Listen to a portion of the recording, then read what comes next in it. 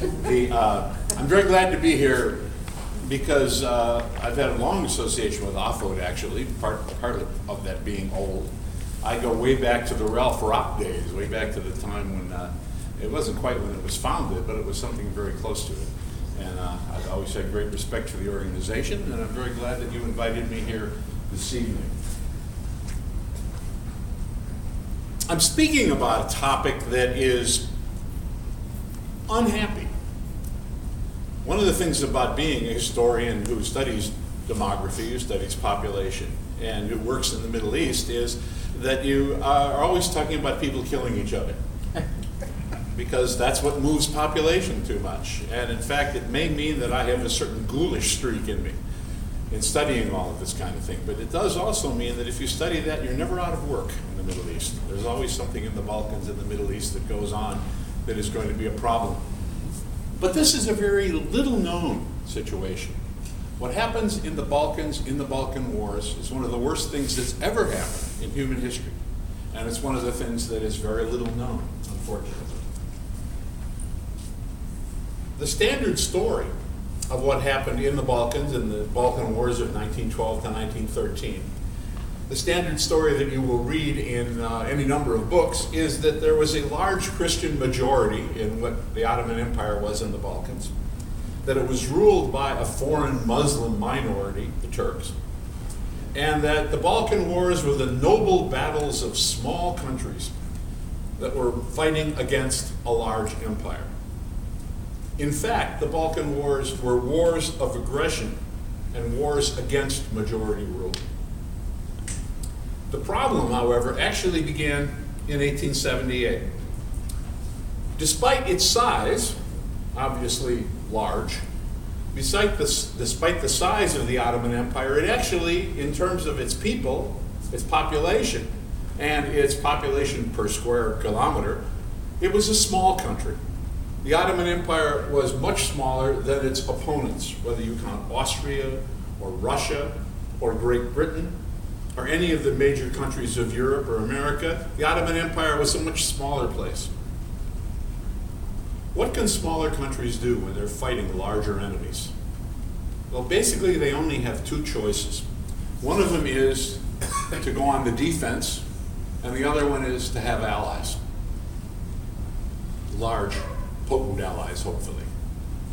The Ottomans could manage to go on defense in 1878, but they had no allies. And because they had no allies, ultimately they lost. This was the position in 1878. The border up in here, and the mountains, as you see, scattered around in there.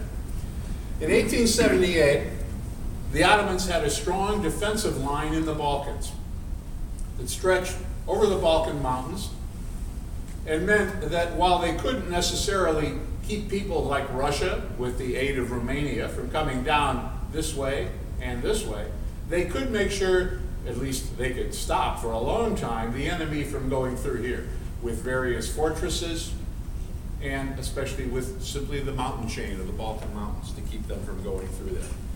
A strong defensive line meant that the Ottomans almost had a chance against the Russians.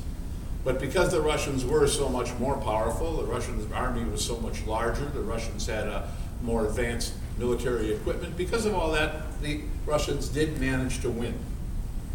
The Ottomans were defeated, and they were left with an impossible defensive position in the Balkans. Specifically, the lowland areas that go along the Black Sea, the areas where the Meriç and the Tunja River come down into what today is, of course, the Thrace in Turkey.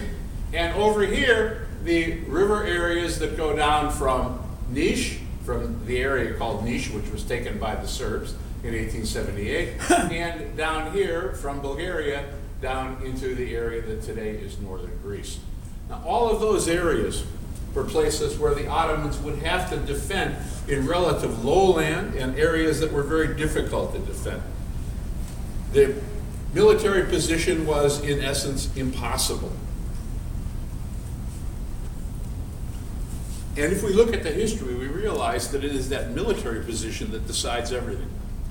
Ethics, morality, the idea of one man, one vote, none of those things really count.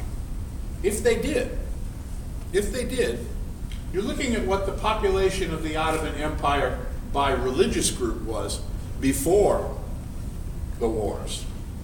If you look at this, you'll notice, now this incidentally is by religion because the Ottomans kept statistics by religion. Ottoman population statistics could tell you whether you were a Muslim, but they couldn't tell you if you were a Turk or a Kurd or a Pomak or anything else. Anyone who tells you they know that is a liar. And of course, many people do tell you that they know that. And it's simply not true.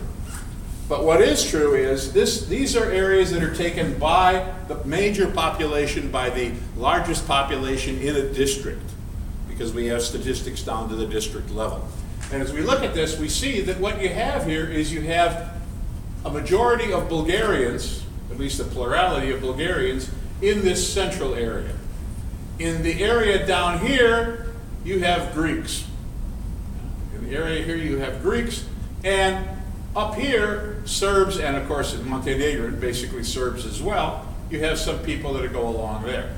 All the rest of this, all this green here, is places where you have a Muslim majority. You could have divided the area of the Balkans equitably.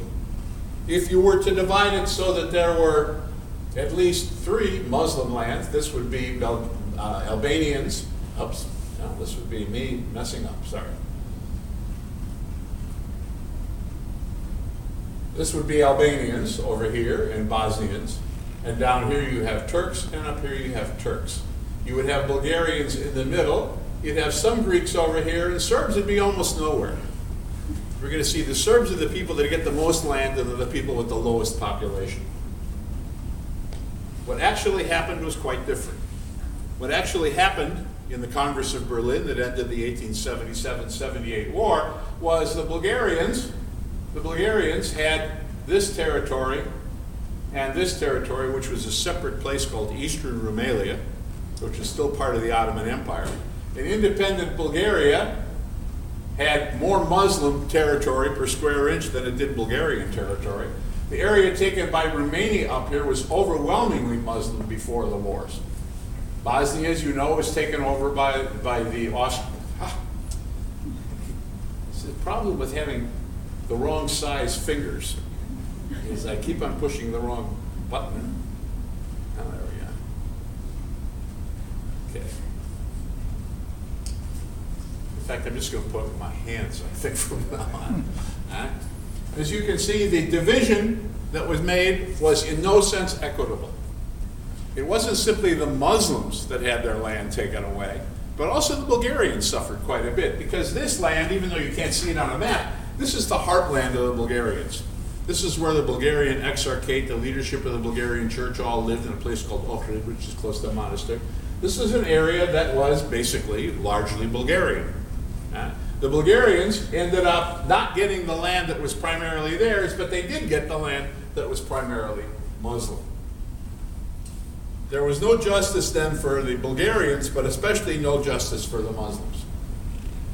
The migrations that took place ended up with hundreds of thousands of Turks leaving the areas that were occupied by the Austrians, by the Serbs, by the Bulgarians, by the Greeks, and almost 200,000 Bulgarians leaving the area and going to Bulgaria. Almost all of the so-called Tatars, that really are Turks, that lived up in the Dobruja area, those also went down into what was left of the Ottoman Empire. The mass migration and forced slaughter of these Muslims, primarily, meant that in Bulgaria, at the end of the war, 19%, almost 1 in 5 of the Muslims who had been there before the war were dead at the end. 35% of the Muslims of Bulgaria were exiled. In the Dobruja, the part taken by Romania, 83% of the Muslims are either dead or exiled. In the Niš area taken by Serbia, 92% were dead or exiled. Now, one of the things you find in studying these things is the numbers are so overwhelming that it's hard to even grasp what's going on. But 9 people out of 10 are gone from Niš, and something close to that in Dobruja. More than half of the Turks, almost all Turks, in Bulgaria are gone as well. Countries have been created now, like Bulgaria, like Serbia, like larger Serbia, like Montenegro, like Romania. Countries have been created that now have a large national majority. And the result is that the people that should have been in the lands that were created are now gone. 262,000 dead Muslims, Bulgaria, Eastern Romania, 515,000 surviving. So more than half of the Muslims are gone. And those numbers that I gave you would continue down here if you look. Basically what happens is a gigantic injustice and a mass murder, a slaughter of Muslims in the area. It did have the effect, however, of concentrating Muslim populations. The Muslim populations that had lived in these areas here now ended up down here in the Ottoman Empire. And where the Ottomans, well, the Muslims, had been a plurality, in other words, the largest single group in there, now they were an absolute majority.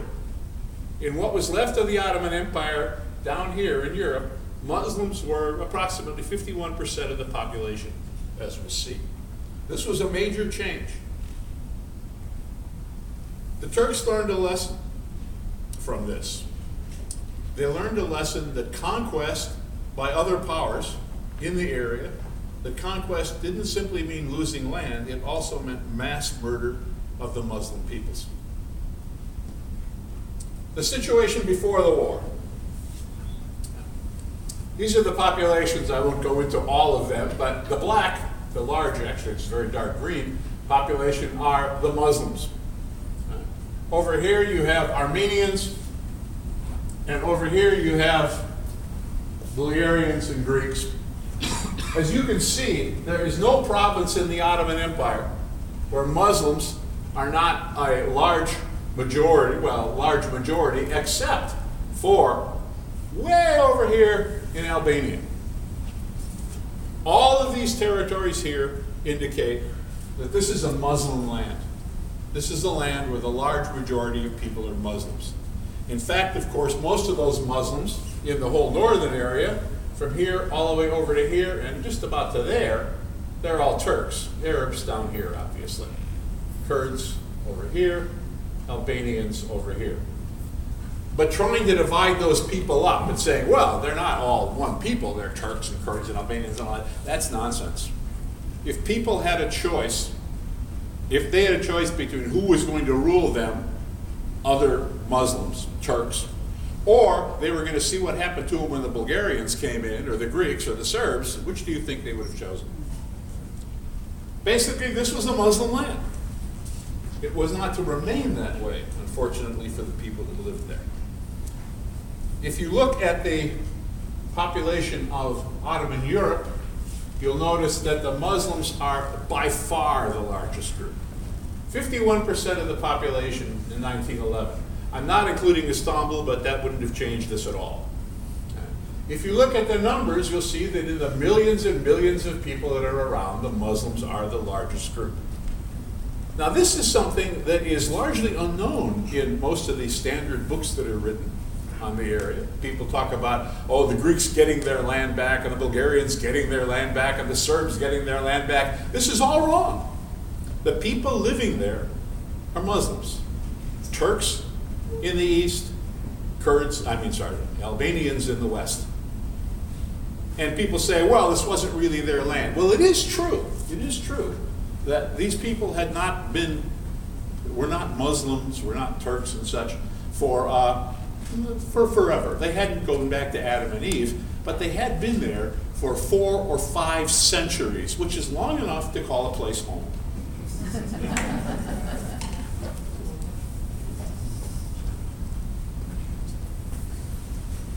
I should mention to you that whenever I talk about Bulgarians here, remember I'm talking about religion.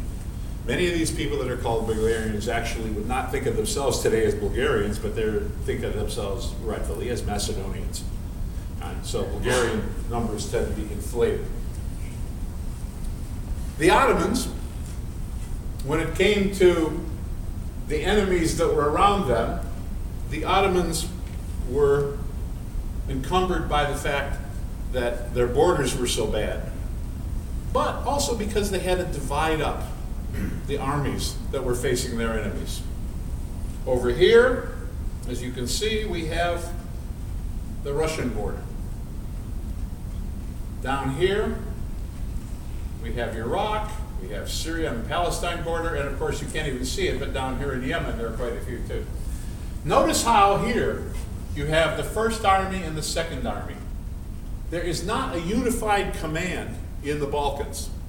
There is no way that these armies could get together actually very successfully in time of war. And of course, trying to get this army over here in times of war, it actually, well, a lot of these troops did actually show up. They left in 1912 and they arrived in 1913 after everything was done, because there's no road, nothing really good for them to travel on. These guys, of course, never made it practically, except for a few Arab troops from here.